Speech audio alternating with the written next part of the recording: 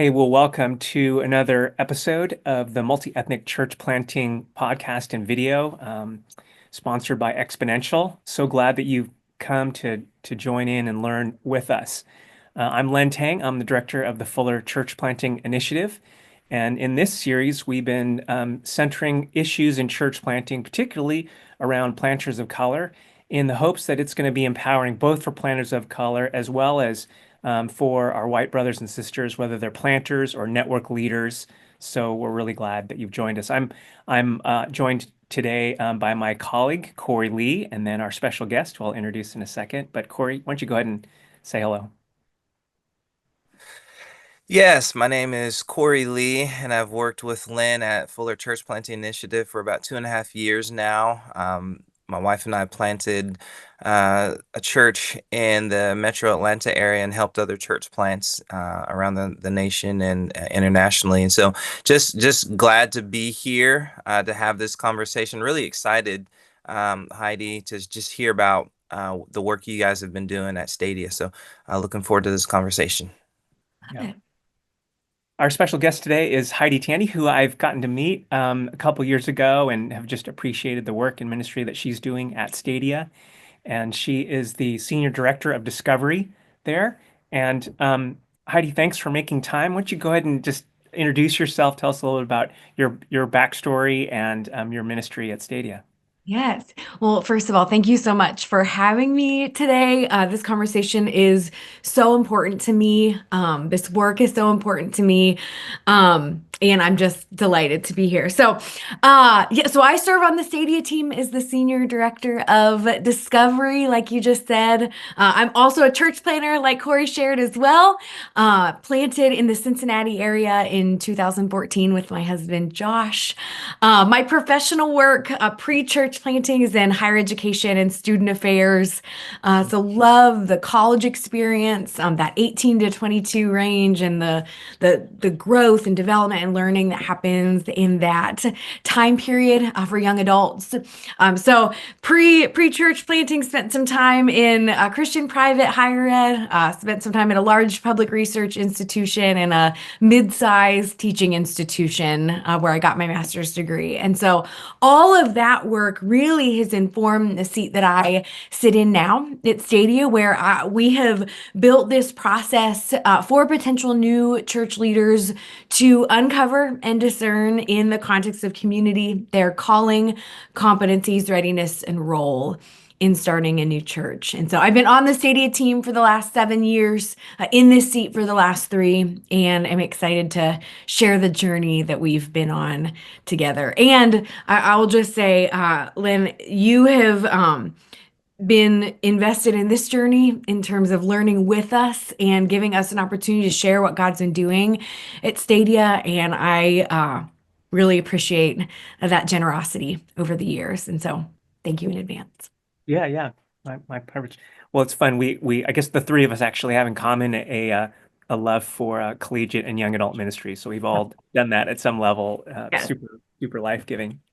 Well, one touch point for us was that this past summer I got to visit your Discovery Center in Houston and really appreciated getting to kind of get an up close and personal only for one full day, but just a couple things stood out to me from that. One was the Who's Your One exercise, which is just trying to identify for each planter who's one person that God has laid on your heart that you want to share Christ with and see come to saving faith.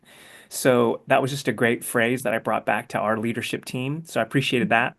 Yeah. And the other part was we got to do like a cultural competency exercise or to observe um, Mhm. a whole group of planters kind of doing that, which is one of the newer, I think, parts of the process. So maybe just kind of broadly speaking, I don't want you to like, Yeah. you have to give away all your secrets, but Sure. just a broad sense of like, if you were, if I was a planter, kind of coming into the Discovery Center, which is even its own that term, right, Sure.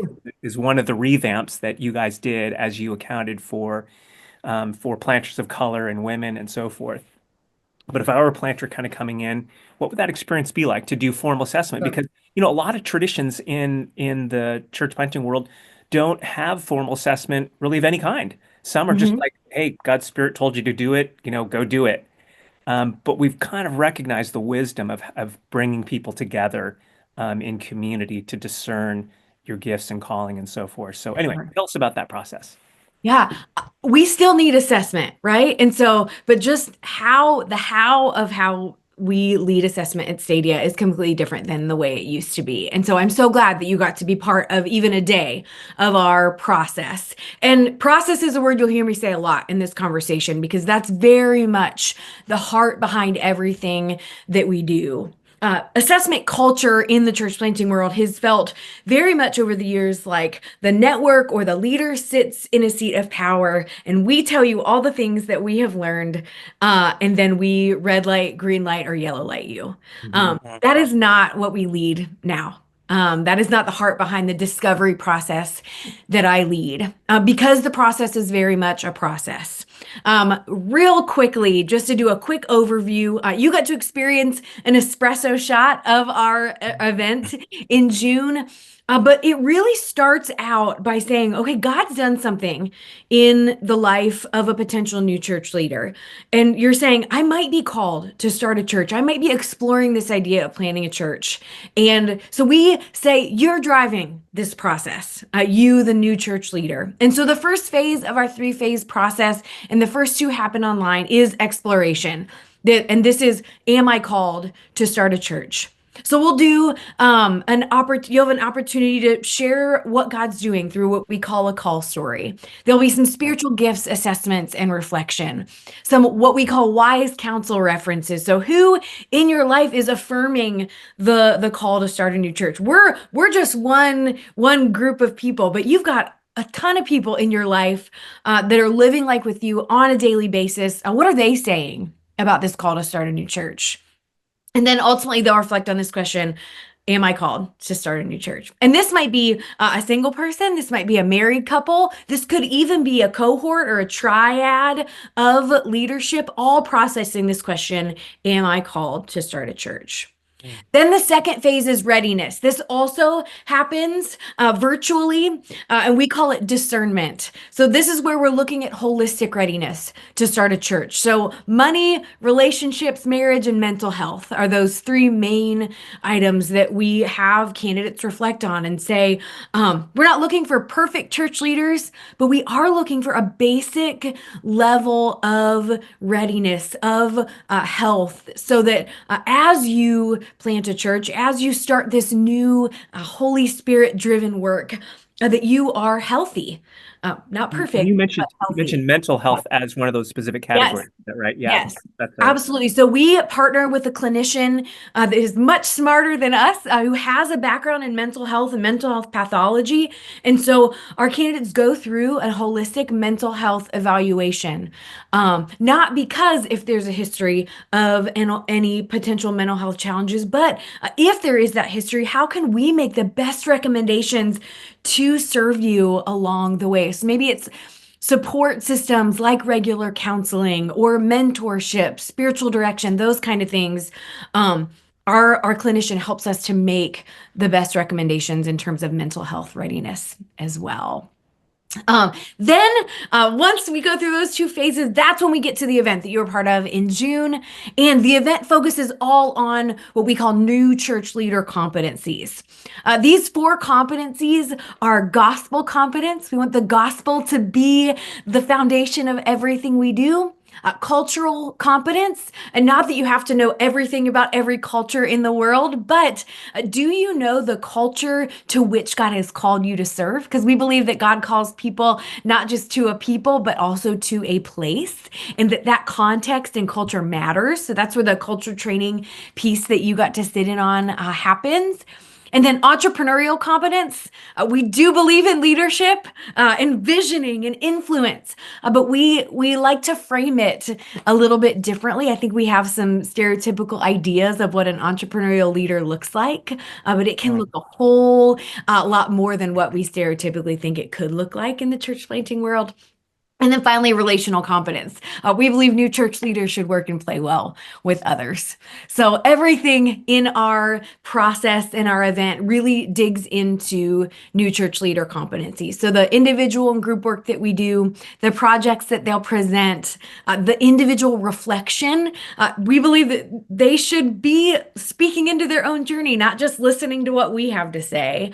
And so the reflection piece is huge as well.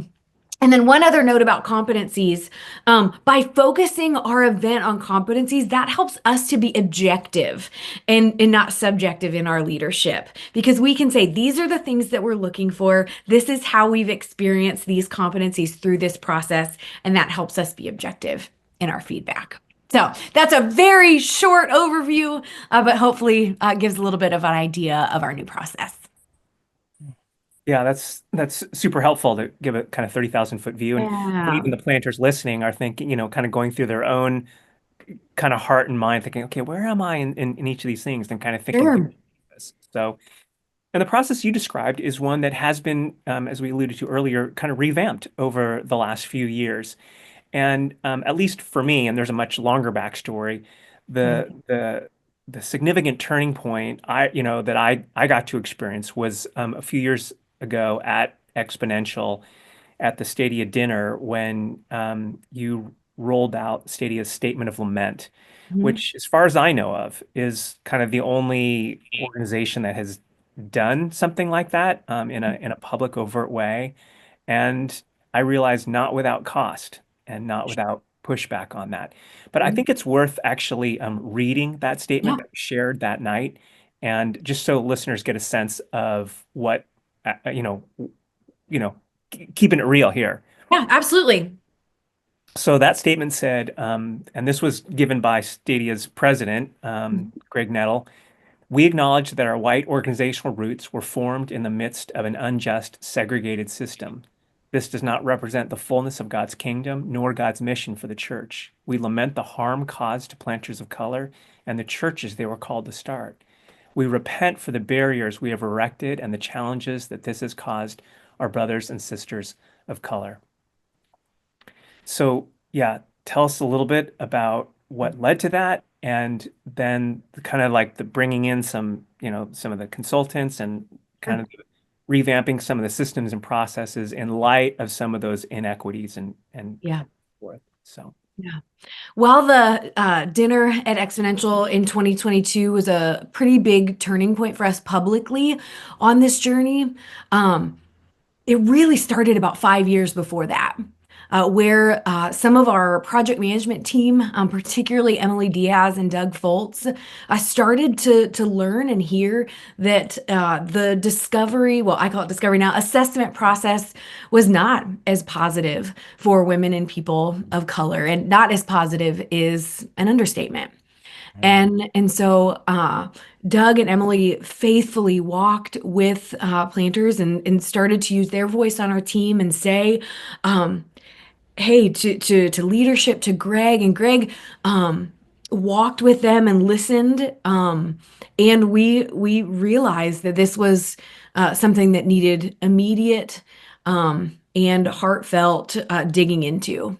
And so Craig Whitney also worked with a group, once again, much smarter than me, that we called the Multiethnic CPAC Committee. And this group met for about 2.5 years, from 2020 to about 2022. And this group faithfully looked at everything that we had done in our previous process, and didn't just realize that we needed to iterate. We realized that we needed to completely reimagine what we were mm, doing. And so Dr. Cedric Johnson, Dr. Yukon, um, yeah, Michael Carrion was part of those conversations, Josh Chavez, Ricky Brown, um, so Liz many Rios, I great. think too, right? Was Liz Rios part of that? Liz Roos was part of some of those conversations, yes. And has been in part even of the post 2022 conversations to help us not just gather data and learn from what we were doing, but to make sure that we didn't just rebuild something that we thought might work, but that we are getting perspective from folks of color who are going through our new process. Because we wanted to make sure that what we were doing, um, wasn't just rebuilding the same thing that we had been doing in the past. And so, yeah, so that really getting to April of 2022, when we first shared with the Fuller Roundtable about what we were attempting to rebuild was quite the moment. Um, I'm looking at my notes because I don't want to forget anything or any names, but yeah, ultimately, when we got to the dinner at 2022, the lament piece, um, it didn't even go perfectly.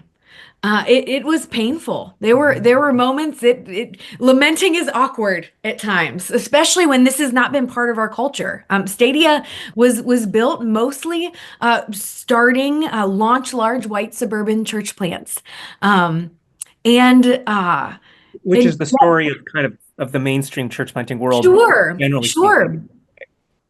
Yes. And so as we said, we want to continue to make impact in the world, and we want to see all kinds of churches for all kinds of people. Then how we assess all kinds of leaders to start, or all kinds of churches for all kinds of people, had to change. And so that's really what led to that transformational part in our story that continues. We are still in the middle, and there's no place, frankly, that I'd rather be, knowing we're not finished, but we're still continuing to really work at being reflective of the kinds of diverse churches that we want to help be a part of in 2024, 2025. Yeah, that's amazing. I I just want to jump in and just acknowledge something here Yeah. that that took a lot of courage Mm-hmm. to do what you all did. I've worked for a number of different organizations that have seen the problem and Mm-hmm. have, done kind of the preliminary research, but then didn't pull the trigger on following through to completely reimagine Mm-hmm. because of the cost that would come to the organization. So, that's a huge step Mm-hmm. as a person of color that's been in different organizations. So I just wanted to interject that here into this conversation and not just gloss over that. That's a big step, and just kudos to you all for doing that and staying engaged in the process. Sure. Sure. Yeah, Thanks, well, Corey. and to just keep adding to that too, I think, one of the key tension points kind of evangelical church around issues of racial justice, particularly in the post George Floyd era, was sort of the recognition that working for biblical justice is not only interpersonal reconciliation, which is what a lot of folks focus on, but also systemic justice. And Mm-hmm. that means processes and systems, Yep. right? And so I think that's why these changes are important, because they're a recognition that we are all kind of we're deeply impacted by how processes sort, filter, assess, prioritize. Um, Particularly, not exclusively. I mean, there's the issue of like socioeconomic challenges, Yeah. but racial challenges are obviously what our country and the broader church have been struggling with. So, I mean, even, and we haven't talked yet about even some of the specific changes, but I know, like you, from our prior conversations, that it was like you changed the name from Mhm. Church Planter Assessment Center to Discovery Center, from Yep. assessors to guides, Yeah. right? Um, a more narrative approach Yep. to assessment rather than just these sort of specific, um, I, I don't know, metrics or Yeah. whatever. But say a little bit more about that, those Yeah. changes too. Yeah, the assessment versus discovery is a huge intentional change on our part. A lot of that leans toward power dynamics. Mhm. The question that I am so often asking myself as I'm leading is where are we unintentionally or even intentionally putting in power dynamics or making the assessment experience a fishbowl for all our candidates, not just our candidates and women, candidates of color and women. Um, where are we setting up people to perform like what we think a church planter should perform like? Yeah. That's not the heart of the process. The heart of the process is God is doing something. You are who our God has made you to be. And so how can we come alongside you as your full self and say, these are the things that we see. These are some challenges that we might see in terms of readiness. The process is still incredibly robust, but it can also be empowering at the same time. We talk about this idea of sage on the stage versus guide on the side. We want to come alongside and really lean into that posture of a guide. We also, it's really important that our guides are representative of the candidates that we serve. That helps us to not have it a fishbowl. If you have a team of diverse church planters and there's no one that looks like them, that's on stage, that's doing the training, that's leading teams, that's not setting up the environment that we want to set up for all of our candidates. So it's incredibly important that our team is representative of the candidates that we serve, not just in terms of race and ethnicity and gender, but also model. If all of our leadership is launch large suburban plants, and we're not having any small micro church networks or hubs or businesses mission or table churches or whatever representation of church is represented in the room. It's a cheesy line, but I wholeheartedly believe in the fact that you can't be what you can't see. And if our event isn't reflective of that, then we're doing something wrong. And so we've taken some really intentional steps with guide training, with guide recruitment, to make sure that our candidates or our team is representative of the candidates that we serve. That's just a few of the changes we've made. Yeah, great. Yeah, that's again, that's just amazing. And you said something about kind of one of the things that you're measuring is their ability to do relationship. I'm just curious, did that come out of your interviews with people of color that tend to be more collectivist in how they do? Is that how you all kind of landed on that relational piece as a part of one of the things that you're looking for in your assessment process? Yes, I'll give you a yes and. In part of our journey, Dr. Yukon Chu walked us through two resources. The first resource was the book White Awake, that helped us to really dig into Daniel Hill's journey as leading in multi-ethnic spaces. And then also From Foreign to Familiar, which is a more basic resource, but talking a lot about warm culture versus cold culture. And we realized from a relational standpoint, our event was very much warm or very much cold culture based. And so we were expecting people to come in and literally within the first 10 minutes of being in an event, we were into activities and into assessment or part of the performing aspect. And we realized that for our folks that have a tendency to lean more warm culture, or we have to establish more safety in the room, we're realizing that we weren't building nearly the amount of relational time for candidates to feel like they could even show up as themselves. Just because we say that it's safe doesn't mean that it is safe. And so we do a lot of work on day one and into day two of building a more intentional environment of relationships so that we can see how a candidate really is wired in terms of their relationships, not just in how they think we think that they should perform. Did that answer your question, Corey? Yeah, Yeah. absolutely. Thank you. Yeah. And we're still learning in that way, Corey. It's our process, our event used to be 4 days, and we know that in terms of access and funding, we want to make our experience incredibly accessible for people, particularly our Bivo Covo folks.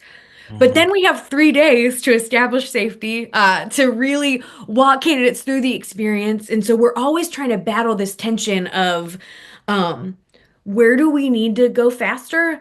But then where do we need to slow down because we're not setting the tone for a candidate to be their full selves in the room. And so that's still a messy middle, Sure. but we're learning along the way. Yeah. Yeah, there's some competing values at play. Yeah, yeah. And a couple years in now, what would you say has been like the impact of these changes? Because I think I remember one stat before was that 85% of white planters had a good experience, and then 50% of planters of color, if I Yeah. recall. It was something Yeah. like that in the prior kind of assessment process. What's your sense of how this is playing out, but kind of anecdotally, but maybe statistically for planters of color and for women? How's that Sure, going? sure. The interesting part is our first public event was in August of 2022 after our reimagining process, and it was still a pretty white room.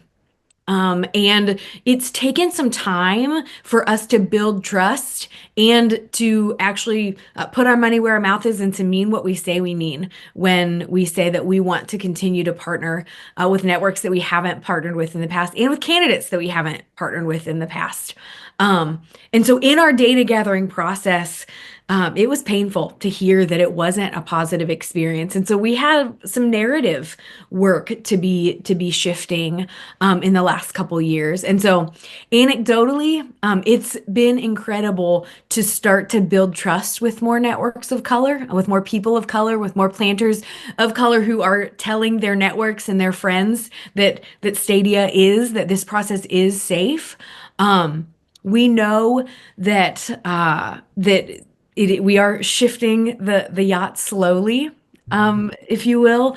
Um, but also know that the work that we've done has been incredibly fruitful in the feedback conversations that we have from candidates of color after. So anytime we have a guest come through that we invite to see our process, I will do a feedback meeting with them after to hear what the experience was like and how we can continue to iterate our process. And those conversations have helped us to really reflect on, are we actually setting up the environment the way that we want to? And on the whole, it's been positive, but we know we have more work to do.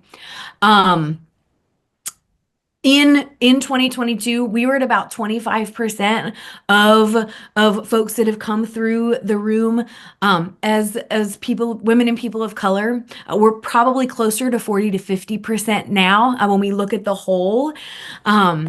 Also, our women in terms of our guides, our leadership, we've been averaging at 50% women of folks that are leading teams, leading from stage, walking folks through the process.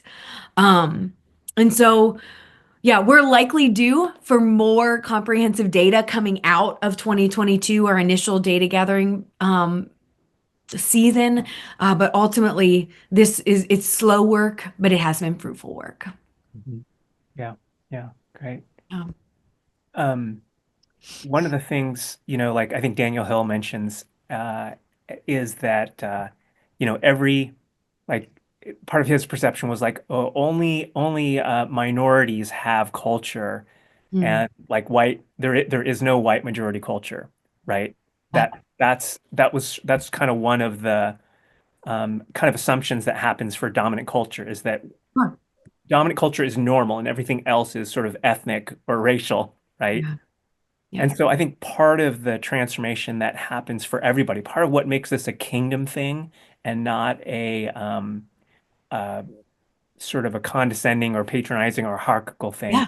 is when there's mutual transformation, right? Mhm. And when we're all being more formed to be like Christ, more all understanding more of how elements of our own culture, whatever that is, there's elements that are beautiful, elements that are broken, that need to be redeemed, and so forth. So I guess on a personal level, what that has this process been like for you and for your team in terms of discovering not only what planners of color and other women need, Mhm. but what you need, what you're learning about your own sense of culture and social location and Yeah, viewing the world. What's that yeah. been I love this question, and we don't have time to get into all the things that God has done in my own heart and story through leading in this way.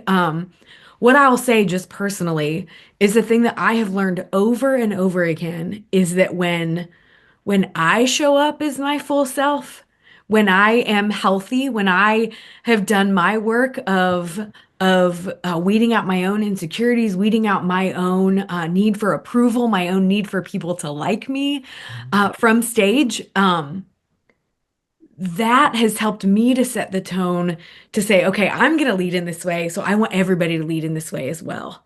Um, it's taken a lot of behind the scenes internal work um, in this seat.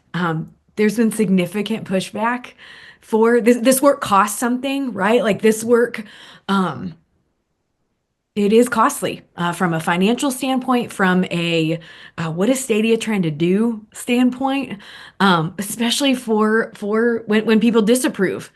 Um, it has had me second guessing. But I will say, there's also this Holy Spirit confidence for me, for our team, that I have learned that when we can show up and say, God, you've asked us to do this, and we just want to be faithful, there's beauty that comes from that. And so when I show up as my full self as a woman, including my femininity, including my emotion, including those moments where I get a little fired up and teary on stage, I think there's power in that, and that's what I want people to have. That's what experience I want people to have in the room. So I need to be modeling that, right? You know, if we go back to college and student development, so much of the work with our work with college students is modeling, right? Modeling healthy leadership, modeling what it looks like to lead well, to lead strong, to lead in full security of who God's made us to be.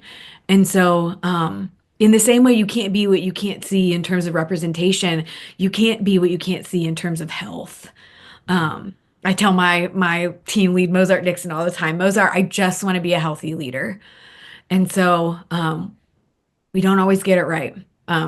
Stadia is not a perfect place to work. It's not a perfect place discovery is not a perfect system. But I want to be teachable and humble as I lead. And so that's the posture I want to show up in. Mhm. Yeah. Yeah. No, I appreciate like just like you said, showing up as our full selves, I Yeah, think is recognizing even for me, like as an Asian American, how to the extent in which I feel a little guarded in doing that. sure, sure. Even more so, like I think my black and brown brothers and sisters that the kind of the pushback that they have gotten when they have sought to show up. So I think it's a challenge for all of us, and kind of part of the gift of this work is when we realize like our common humanity, that there's a true self that Christ calls us to in our differences, and then Mhm. there's a false self that we put on to protect and to hold on to power and to control. Yeah. So it's interesting because I think all this it for planters and for us, I mean, it impacts a lot of this we think of as like internal work. Hmm. It totally shows up in the way we minister in the world. Like Yep. missional formation is so connected to our spiritual, emotional identity formation. Hmm. So I think that's part of the gift in this work for all of us, and I've experienced that too. In this, it's like where do I bump up to my own internal ceiling about what Yeah. I can or can't do, even specifically as an Asian American in this space. So yeah, I think there's a gift for God has something for all of us in this Yeah. work. Um, And as we think about what Gen Z is looking for in a church, or looking for in relationship, they are authenticity.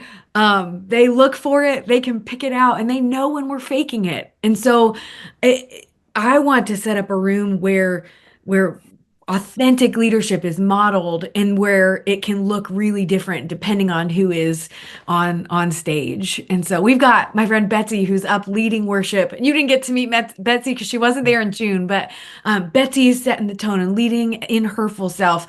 We still have some incredible large leaders that lead for us and that are, challenging our room. And my friend Sam Chaco, who is an incredible co-vocational planner in Dallas, is leading in his true self. And so, um, I think that kind of decentralizes one type of leader, one type of model, and that positions us, I think, really well to set an environment that is reflective of the world that we live in, not the world that maybe existed in the church 20, 25 years ago, or what was popular in the 90s. Mhm. So, Yeah.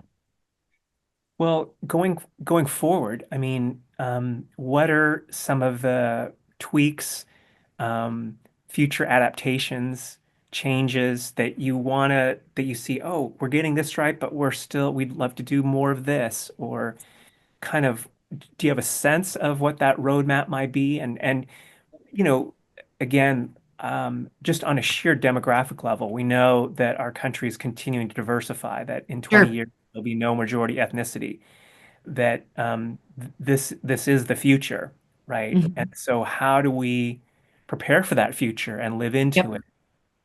What do you think? What do you think that might, what do you think the discovery process might look like in 2 years or 5 years? Sure. Well, I think the competencies that we talk about at our event, I think those will remain in place. I think the application of those competencies is an area where we continue to have to be nimble in our leadership and how we're setting up the room. I think of this for two specific areas. One, we need to be ready to serve planters who are coming through with collaborative leadership models. And so maybe this is a team of leaders, maybe this is a triad, co-leadership. We need to be continuing to be ready to walk with planters who are serving in that model. As we think about Gen Z, we know that it is less single leader focused, the types of leadership that we are resonating with, or leadership are resonating with. They want to be part of a group, part of a common cause. And so, can we be ready to serve groups like that? Can we be ready to kind of not make it single leader centric, but thinking about the team, thinking about the gifts of the team? And we also want to be ready for Spanish speaking assessment. And Mm. so we are very early on in thinking through what a Spanish discovery process might look like. And we know that it's not just, we're just going to translate what we're doing already into Spanish. No, we want to make sure that our process as we think about Spanish speaking churches is reflective of the warm culture and of the needs of the Spanish speaking church. And so that process is slow, but it's definitely conversations that we are having with our Spanish speaking bilingual folks, so that we can make sure that our process isn't just serving English speakers or isn't just serving the same groups that we've always served. So, Yeah. Yeah, yeah. that's right, because Obi Areno was on Yep. the same vision trip that I was, and thinking about Spanish speaking. And so, even like network leaders that we talk to are kind of overwhelmed by the myriad of like options, right? Of Yeah. trying to recruit, assess, coach, and train planters from multiple languages, Yeah. multiple cultures, multiple church planting models. Whereas the smaller you are, the more that you kind of fall into a one size fits all sort, Mhm. right? Because it's hard to customize everything. But that is, the world that we're heading towards. Like, right, every city has so many microcultures, and the church plant, there's so many different kinds of church plants within one city. Um, let alone the whole country, and all these, immigrant planting and, right, ethnic specific planting. So like that's an exploding um, range of choices. That's Yeah. And there's this draw that you want to be the expert, or you want to be able to serve everybody. But my prayer is just, God, help keep us humble, help connect us to the people that are smarter than us, that can help us um, be a resource specialist, not the expert. Mhm. And so that those are my prayer. Dr. Cedric Johnson always talked about access and pathways. God, would you connect us to access relationships that we don't yet know about to help develop pathways for planners who may not um, have the access and pathways to start something new or know even where to begin. So Mhm. we want to stay humble even as we innovate. Yeah. Yeah. Great. Um, we have a couple kind of closing questions, but before then, Corey, anything you want to jump in on or ask? Yeah, I've just been reflecting and listening. And again, Heidi, I appreciate your transparency and authenticity with just sharing what the process has been like. And I think about Hebrews 11, verse 25 is talking about Moses. It's the hall of faith. And they're bringing up Moses. And he said that he chose to be mistreated along with the people of God rather than enjoy the fleeting pleasures of sin. And so in Black church culture, there's a high, value for Moses, his work. And what you all are doing, I believe, exemplifies this choice to suffer with those that have been historically marginalized, overlooked, underrepresented, and to enter into that suffering, to wrestle with, to get pushback for saying, hey, we want to include folks. And I think that produces, credibility, or what we call street credibility. Is like, look, these people ain't just talking about, they're doing it. I think that's so important as we look to the future of the demographics, that says, hey, these are folks that before it was popular, they made the shift, they paid the price. And Mhm. so I think that's one thing I want to encourage you all with, and in your role and what you're doing, is that you're paying a price, as a down payment for future fruitfulness in ministry. And so I just want to give that exhortation, really. I don't have more questions, but I just want to point that out, because sometimes folks that are doing what you're doing, that you don't always get the hand clap or the applause or the acknowledgement. And so as a planter of color myself, I want to say thank you. Yeah. Well, I will humbly receive that thank you and also say that we have a long way to go. Um, and at the same time, it is a privilege to get to do this work. I would not want to be in any other seat because I think this work is really worth it. And we're walking imperfectly. It has not been without cost, without missteps on our part significantly. And um, I keep ending a lot of my emails. Let's keep going, Yeah. and where I'm at. Yeah, and I think, and I keep going back to Black church because that's my experience, Sure. is that we're very gracious with those missteps, to say, Mhm. hey, we can take missteps. We can Yeah. work through that. We'll walk with you as long as you acknowledge it. We Yeah. got missteps too, and I Yeah. think that's the beauty of relationship, and Yeah. and the grace that it gets extended. You don't get to experience that kind of grace if you're not willing to say, hey, we've made Yeah. missteps. Yeah. Yeah. I love that. I love it. Yeah, that's a good word. Yeah. Well, Thanks, Corey. then it kind of makes me think like on the other side for when you have had for the pushback that you do get, if people are saying, oh, is Stadia being woke? Are you being politically correct? Are you, whatever that critique might be, um, how have you responded? How is that? What do you say to the Sure. critics? And Sure. not that My every critic needs to be responded to, Yeah, but exactly. Exactly. My heart is, God, would you show me the voices that are the most important? Um, would you help me to choose my battles, right? I'm a parent of a 10-year-old and a 12-year-old. So much of parenting is choosing my battles. And so in my work, God, what are the battles? What are the narratives that I need to address? And then what are the conversations that aren't worth having because we're never going to land there? So help me to navigate in grace, the conversations worth having, and then help me to chew and spit the feedback that is not worth having.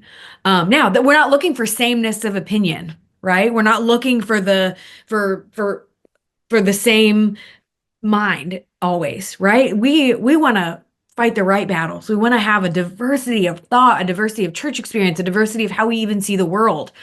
Um, and God, would you give us so much wisdom to have the conversations that are worth having and to move on when we need to move on.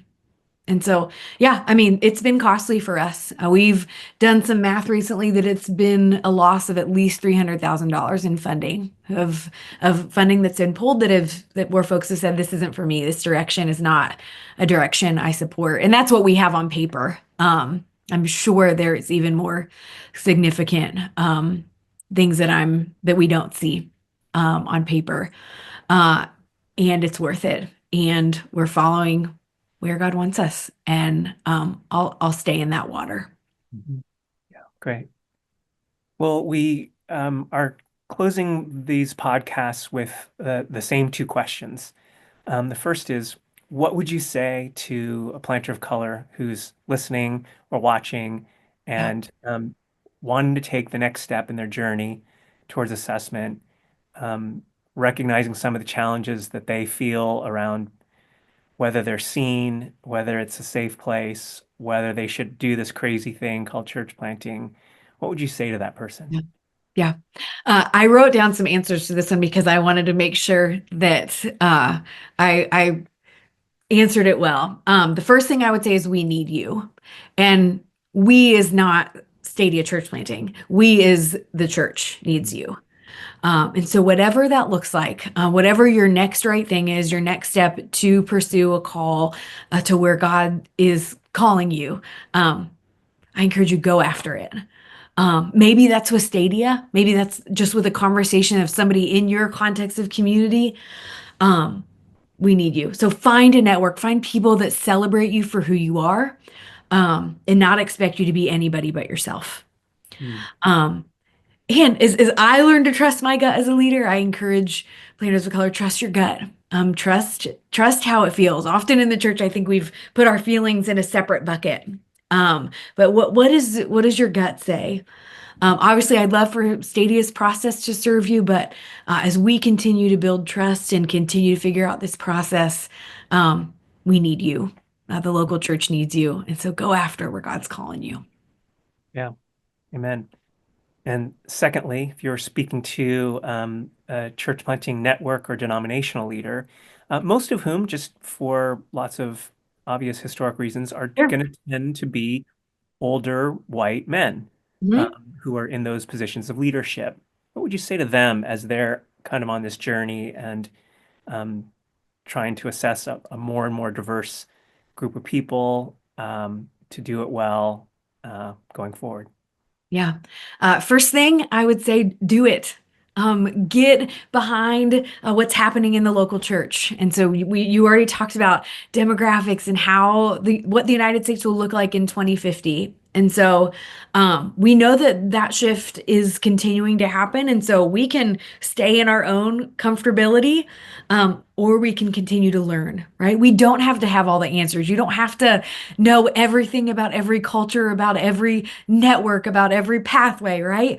But you can take a step in your own leadership to work with people that maybe have a different life experience than you, or maybe whose church experience doesn't look like yours. And really tangibly, put your money where your mouth is. This money matters. We know finances can be a barrier for women and people of color, particularly in models that where it requires a lot of funding. And so, money matters. You can sponsor a planner through Discovery. You can sponsor a church planning network. Um, you can partner with people financially. Where we put our money matters. And so, often we kind of overlook the thing that's right in front of us when it comes to where our dollars go. And so, I think putting our money where our mouth is in terms of our finances is huge. Yeah, yeah, great. Yeah, thank you for that counsel. I think it would be good to add one Go for it. question, is, Yes. what might you say to women, Yeah. women planters, again, knowing like there's theologically people fall in different places around that issue. You know, we're egalitarian, we realize not everybody is, but Sure. So what would you say to women planters entering this process? We need you in whatever seat God has called you to lead. And so we need, if your theology is egalitarian, you're called to lead, we need you in that seat. If you are a supportive spouse who is saying, I think we're called to start a church, we need you to lead in that way as well. Like we're not asking you to be anything that God's not asking you to be. But once again, as we see women walking and leading in freedom, that's going to spur more women to lead and walk in freedom. And so, same thing with financial. If you're a woman who is leading, we want finances to not be a barrier. And so, if you want to get behind women in leadership, um, it's so needed. It's so needed. And so, women, we need you. Whatever that looks like, we need you. So, Yeah, great. here we go. Hey, thanks so much, Heidi. It's been great to have you. Appreciate your heart and your own just showing up and being present. If Yes. people want to reach you, what's the best way for them to do that? Yep. All of the discovery information that I shared in this call is on our website, stadia.org/discovery, including my contact information. I am a ghost on social media, so I only am on Facebook to follow my kids' Facebook groups for school. Uh, but so that world does not really exist for me. But yeah, all of that is on the Stadia website. If you want to learn more about the discovery process, all of that is on the website. There's even a podcast where I talk even more with Greg, our president, about our journey. Mm, And all that information is there. So thanks for yeah, asking. yeah, awesome. Yeah, so grateful to have you, Heidi. Thanks so much. Yeah. This has been a great conversation. Yeah, it's been If great. yeah, yeah. If you want to watch some of the rest of the videos and podcasts in the multi-ethnic church planting track, you can visit the Exponential Next, find the Exponential Next podcast. Just search for Exponential Next, or the YouTube channel at Exponential US. And if you want to learn more about the multi-ethnic collaborative that Corey and I are a part of, and that, in fact, I want to give another shout out because the last 2 years, Stadia has hosted the dinner gathering of for church planting leaders of color at the Exponential Global Conference, and Mozart has been part of that, and so we're grateful for Stadia's hosting of that, and now that's a group of people that are meeting quarterly, and we'll be leading pre-conference and breakouts at Expo, as well as the dinner and a network leader luncheon. So we're encouraged that those gatherings are moving forward and being led by leaders of color. So to learn more about that multi-ethnic collaborative, you can visit churchplanting.fuller.edu/multiethnic. Again, thanks so much, Heidi and Corey. It's been a rich conversation. We pray it's going to be impactful for those who are listening. So, Everybody. all right. Amen. Blessings. Bye-bye.